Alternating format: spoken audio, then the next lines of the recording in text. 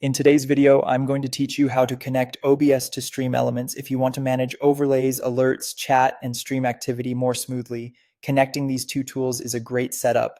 There are two common ways to do it, and I'll walk you through both so you can choose the option that works best for your stream. First, download and run the plugin installer from the StreamElements SE Live page. This plugin adds StreamElements features directly into OBS, which can make your workflow a lot more convenient. Once the installer finishes, go ahead and open OBS Studio. When OBS launches, select your streaming platform if prompted. This helps OBS and StreamElements align with the service you plan to use for streaming. After that, look at the top menu inside OBS, click StreamElements, and choose the login option to authorize your account.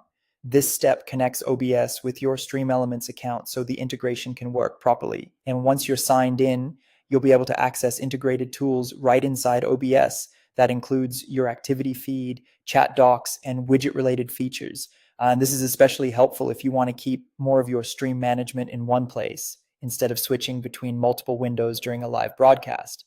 There's also another way to connect StreamElements to OBS, especially if your main goal is adding an overlay.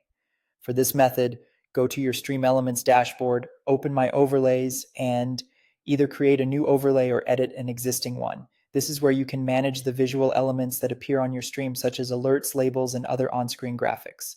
After you've finished editing, click Save and copy the overlay URL link. Make sure you copy the correct link for the overlay you want to use, since this is what OBS will load as a browser source.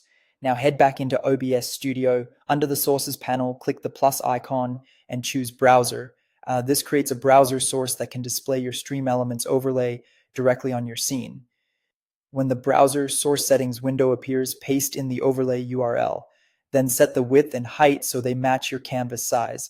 In most cases, matching your OBS base canvas resolution helps the overlay fit correctly on screen without needing extra adjustments. Once that looks right, click OK. And that's it. You've now connected OBS to StreamElements either through the SE Live integration, through a browser source overlay, or both. If you want the most complete setup, using both methods can give you built-in tools inside OBS along with full overlay support for your scenes.